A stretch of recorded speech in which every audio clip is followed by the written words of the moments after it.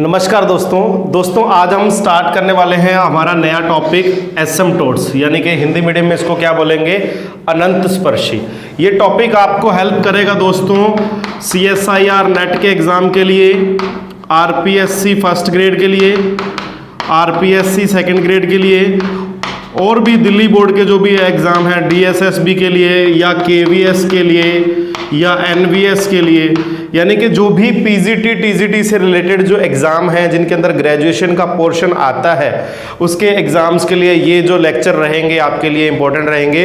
आज इस टॉपिक का हमारा जो फर्स्ट पार्ट है एसिम्प्टोट, यानी कि अनंत स्पर्शियाँ होता क्या है। तो देखिए नाम से ही पता चल रहा है। हम सबसे पहले पॉइंट मैंने लिखे हैं यहाँ पे, हम सबसे पहले बात करेंगे डिफाइन की कि अनंत स्पर्शियाँ होता क्या है, व्हाट इज एसिम्प्टोट्स।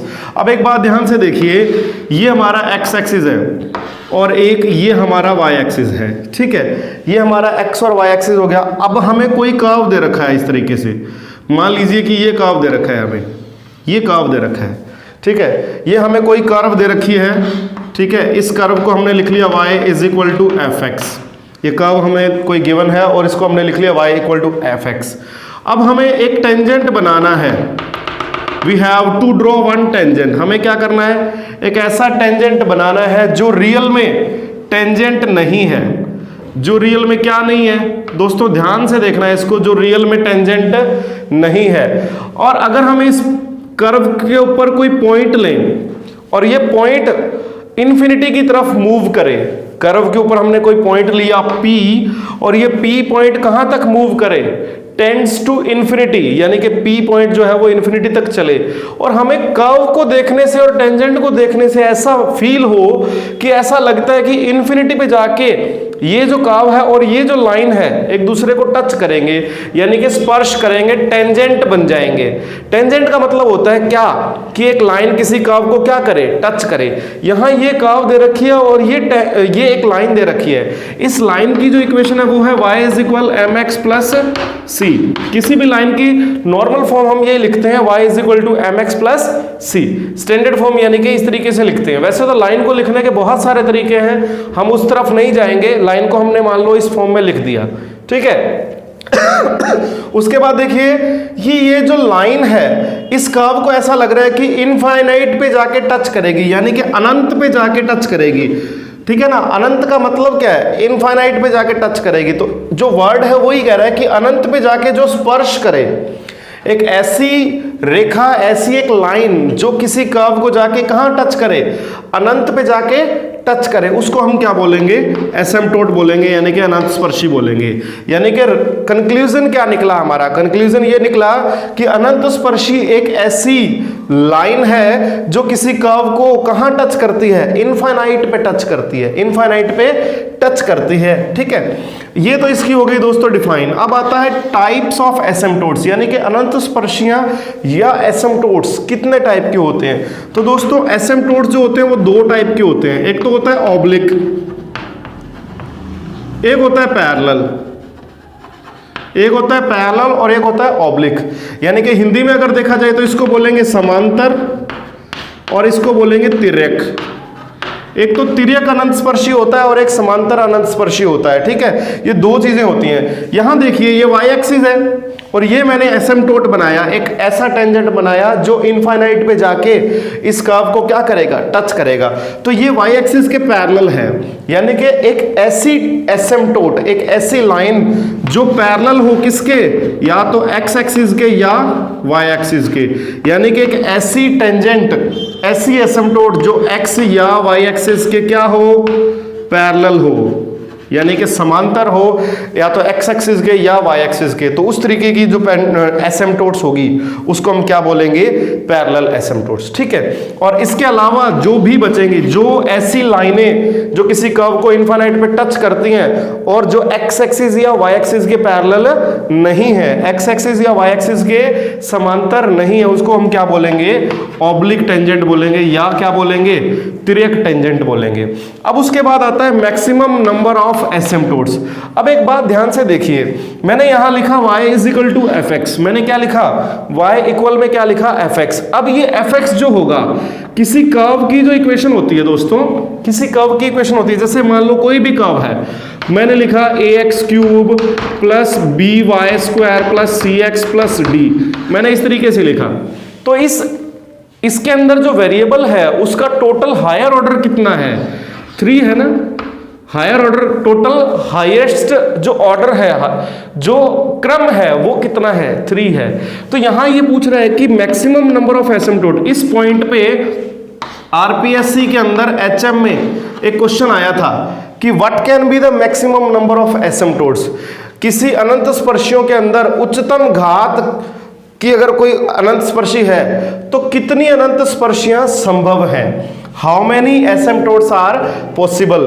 तो अगर इसका ऑर्डर 3 है, किसी एसिम्पटोट का ऑर्डर क्या है, 3 है, किसी कर्व का उसके टेंजेंट का ऑर्डर जो बन जाता है वो 3 बन जाता है, अगर तो 3 से ज्यादा एसिम्पटोट्स पॉसिबल नहीं है, यानी कि मैक्सिमम नंबर ऑफ एसिम्पटोट्स क्या होंगी, 3 होंगी। यानी कि किस पे डिपेंड करता है, गिवन कर्व के हाईएस्ट ऑर्डर पे डिपेंड करता है। ये आरपीएससी एचएम के अंदर आया था कि अगर आपके पास कोई जो कर्व है, आपके पास कोई कर्व है वो n घात की है, यानी कि n ऑर्डर की है, तो सब जो ज्यादा से ज्यादा जो उच्चतम अनंत स्पर्शियां हैं वो कितनी संभव है, कितनी संभव है दोस्तों, n पॉसिबल है, यानी कि नंबर ऑफ एसिम्पटोट्स कितनी पॉसिबल होंगी हमारे पास, n होंगी। ठीक है, उसके बाद देखते हैं स्लोप ऑफ एसिम्पटोट। ये भी मैं मेन पॉइंट आपके सामने लिख के आया हूं जो बेसिक में बताना जरूरी है।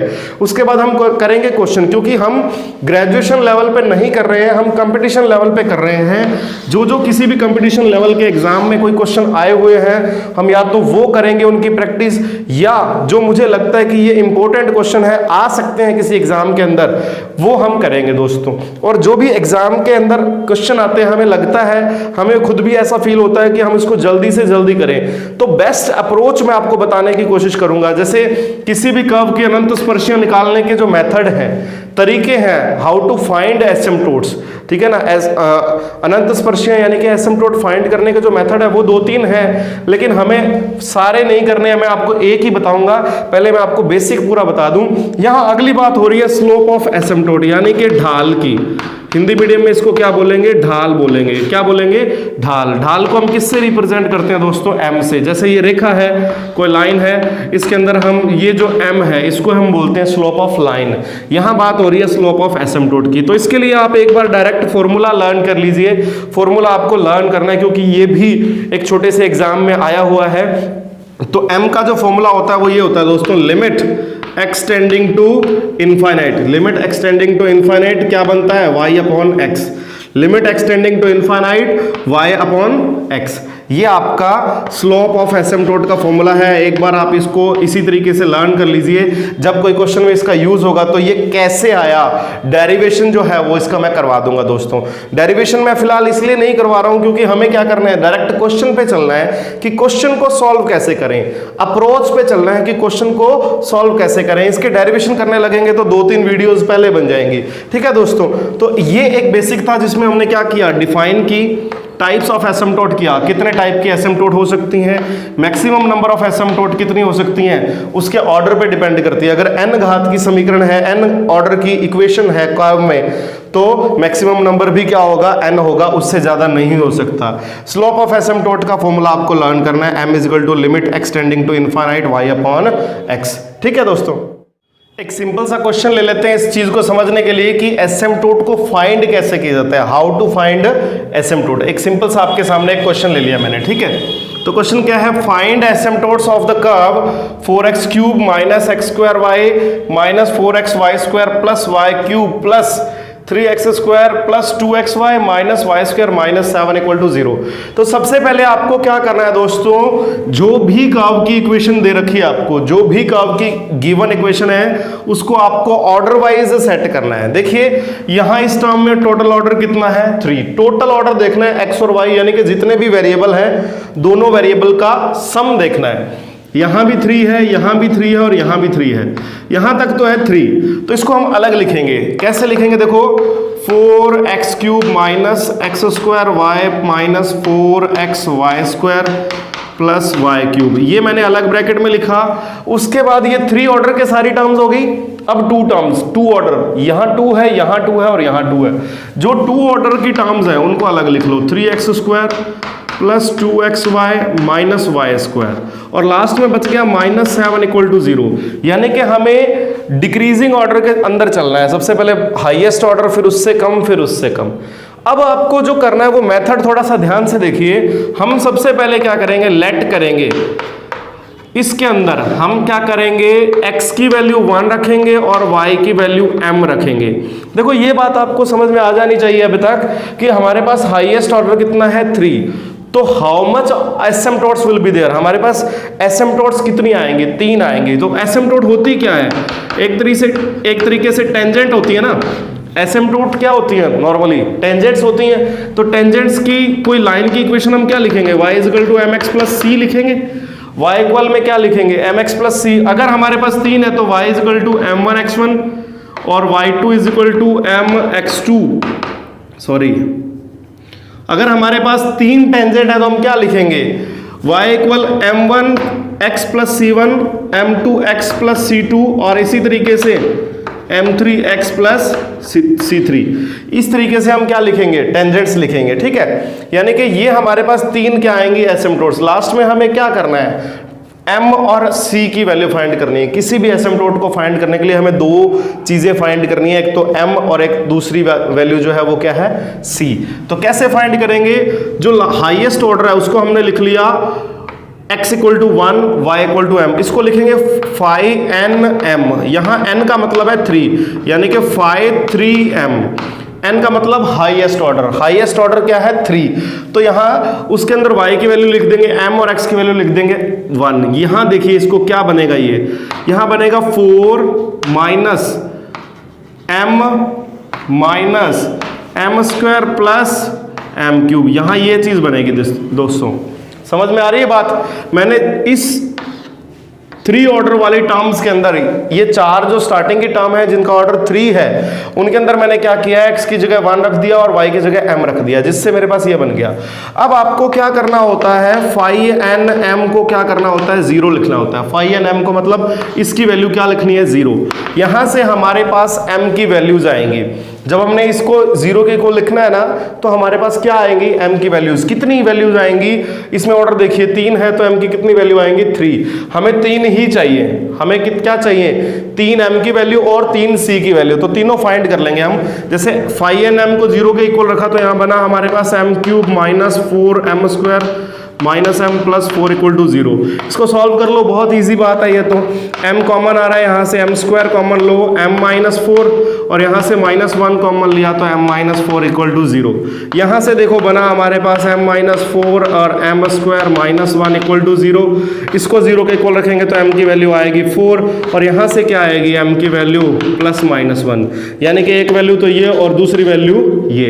हमारे पास 3m की वैल्यूज आ गई, हमारे पास क्या आ गई, m की 3 वैल्यूज आ गई।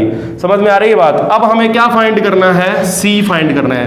तीनों m आ गए हमारे पास, अब हमें क्या फाइंड करने हैं, तीनों c, c1 c2 c3 तीनों फाइंड करने हैं। तो उसके लिए फॉर्मूला होता है, c को फाइंड करने के लिए एक फॉर्मूला है जो आपको लर्न करना है डायरेक्ट। c की वैल्यू क्या है, -phi n - 1m upon phi -n m। ध्यान से देख लीजिए इस फॉर्मूले को, डायरेक्ट आपको लर्न करने के लिए बोल रहा हूं। वैसे अगर हम ग्रेजुएशन का लेक्चर कर रहे होते तो मैं आपको ये फॉर्मूला डेराइव करवा देता कि कैसे आया ये फॉर्मूला, कहां से आया। लेकिन हम कंपटीशन लेवल की बात कर रहे हैं तो आपको डायरेक्ट फॉर्मूला लर्न करना है। ठीक है, यहां phi -n m का मतलब क्या है, देखो ये फॉर्मूला, इसको इसमें पुट क्या करना है, देखो phi -n m डिनोमिनेटर में ये चीज पुट करनी है हमें। तो phi डैश का मतलब एक बार डिफरेंशिएशन, हमें क्या करना है, सिंगल टाइम डिफरेंशिएशन। किसका, जिसका ऑर्डर n है, यानी कि ऑर्डर n किसका है, इसका। हमें इसका डिफरेंशिएशन करना है एक बार। तो 4 का डिफरेंशिएशन 0, इसका -1, ठीक है। इसका क्या बनेगा, -m² का क्या बनेगा, 2m, m के रिस्पेक्ट में हो रहा है डिफरेंशिएशन, 2m यानी कि -8m। और यहाँ क्या बनेगा, m क्यूब का क्या बनेगा 3m स्क्वायर, क्या बनेगा 3m स्क्वायर। ये आपके पास फाई डैश n m की वैल्यू आ गई। ऊपर क्या है देखो फाई n माइनस 1m, ये n है और इसका ऑर्डर क्या है n माइनस 1। हमारे पास हाईएस्ट ऑर्डर कितना है 3 है, हमारे पास हाईएस्ट ऑर्डर कितना है 3, तो फाई n माइनस 1m क्या होगा, यानी कि जिसका ऑर्डर 2 है। तो ये वाली जो टर्म्स है इसका ऑर्डर क्या है हमारे पास 2। इसमें भी हमें यही काम करना है, x की वैल्यू 1 और y की वैल्यू m रखनी है। तो यहाँ से ये वैल्यू आएंगी, x की वैल्यू 1 रखा तो 3, यहाँ m रखा तो प्लस 2m और यहाँ बन गया माइनस का m स्क्वायर। समझ में आ रही है बात आपको मैं क्या कह रहा हूँ। ये फाई n माइनस 1m है क्या चीज़, जो हाईएस्ट ऑर्डर है उससे जस्ट एक कम ऑर्डर वाले टर्म्स के अंदर क्या करना है आपको, x की वैल्यू 1 और y की वैल्यू m रखनी है, जिससे फाई n माइनस 1m की वैल्यू आ जाएगी। अब ये दोनों वैल्यूज हमें इस फॉर्मूले में पुट करनी है। तो c की जो वैल्यू आएगी वो माइनस है, तो इसको ऑलरेडी मैं माइनस से मल्टीप्लाई कर रहा हूँ, तो यहाँ बनेगा m square minus 2m minus 3 upon denominator में क्या बनेगा, ये चीज़ बनेगी 3m square minus 8m minus 1। ये बन गया दोस्तों। अब हमारे पास c की वैल्यू आ गई। ये c की वैल्यू किस पे डिपेंड कर रही है, आपको सब समझ में आ रहा है। c की वैल्यू जो है वो m पे डिपेंड कर रही है। किसके ऊपर डिपेंड कर रही है, m पे। और m की वैल्यू हमारे पास है, कौन कौन सी वैल्यू है हमारे पास, m की वैल्यू 1 है, m की वैल्यू माइनस 1 है और m की वैल्यू क्या है 4 है। ये 3 वैल्यू है हमारे पास। ये तीनों वैल्यू हम बारी बारी से इसमें पुट कर देंगे, हमारे पास क्या आ जाएगी, तीनों c की वैल्यू आ जाएगी। फिर हमारे पास तीनों टेंजेंट्स आ जाएंगे, यानी कि तीनों एसिम्पटोट्स आ जाएंगे। काम छोटा ही बचा है, ज़्यादा नहीं बचा। तो यहाँ लिखेंगे c at m is equal to 1। m की वैल्यू अगर मैं 1 पुट करूं तो c क्या आएगा, देखो c की वैल्यू यहाँ 1 पुट किया 1 माइनस 2 माइनस 3 अपॉन 1 पुट किया 3 माइनस 8 माइनस 1, यानी कि क्या बना, ये बन गया माइनस 5। 1 माइनस 5 कितना बन गया, माइनस 4। समझ में आ रही है बात। यहाँ बन गया माइनस 9, 3 माइनस 9 माइनस 6, तो ये बन गया आपके पास 2/3। ये हमारे पास C1 आ गया। C1 कितना आया 2/3। ये C1 की फर्स्ट वैल्यू आ गई। क्लियर हो गई बात। उसके अलावा हम अगर बात करें C at m equal to -1, m की वैल्यू क्या पुट करें -1। 1 पुट करने पे ये आ गई वैल्यू, m की वैल्यू -1 पुट करने पे क्या आएगी, इसमें -1 पुट कर दो तो क्या बनेगा, -1 की स्क्वायर 1, ठीक है। यहाँ माइनस माइनस प्लस बन गया, प्लस का 2 और माइनस का 3, ठीक है। डिनोमिनेटर में अब कुछ भी करने की जरूरत नहीं है, क्योंकि ये प्लस का 3 है और ये माइनस का 3 क्या बन गया 0, यानी कि c की वैल्यू क्या आ गई हमारे पास 0 आ गई। c की वैल्यू क्या आ गई 0। जब ऊपर ही 0 बन गया तो नीचे आपको फाइंड करने की जरूरत ही नहीं है, ठीक है। उसके बाद m की वैल्यू 4 पुट करनी है यहाँ पे, तो c at m equal to 4, value of c at m equal to 4, m की वैल्यू 4 पुट करेंगे यहाँ, तो 4 की स्क्वायर कितनी 16 माइनस 4 2 जा 8 माइनस 3 अपॉन 4 की स्क्वायर 16 16 3 जा 48 8 3 जा 24 -1। ये बात समझ में आ गई आपको।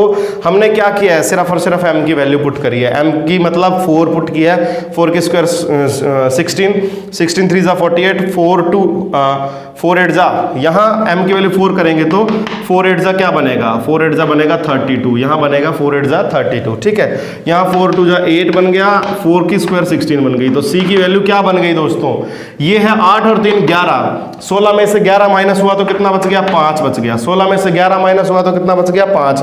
ये 32 और 1 33 बन गया, माइनस कर दो बन गया 15, यहाँ बन गया 1/3। c की वैल्यू आपके पास क्या आ गई, तीनों वैल्यू, एक तो आई 2/3, एक आई 0 और एक आई 1/3। अब हमें क्या करना है, हमें c की वैल्यू पुट करनी है और कुछ भी नहीं करना। यहाँ मैं तीनों आंसर फाइनल आंसर लिख रहा हूँ।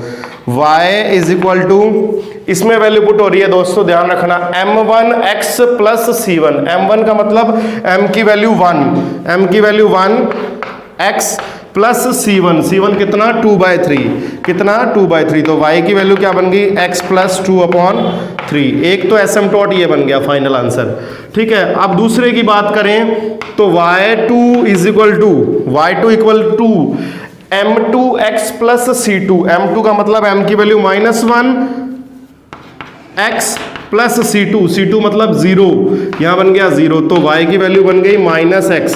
ये एक एसिम्प्टोट आ गया। आफ्टर दैट लास्ट एसिम्प्टोट की बात करें तो y3 is equal to m3, m3 का मतलब 4, m की वैल्यू कितनी आई थी 4x प्लस c3 कितना है हमारे पास 1/3।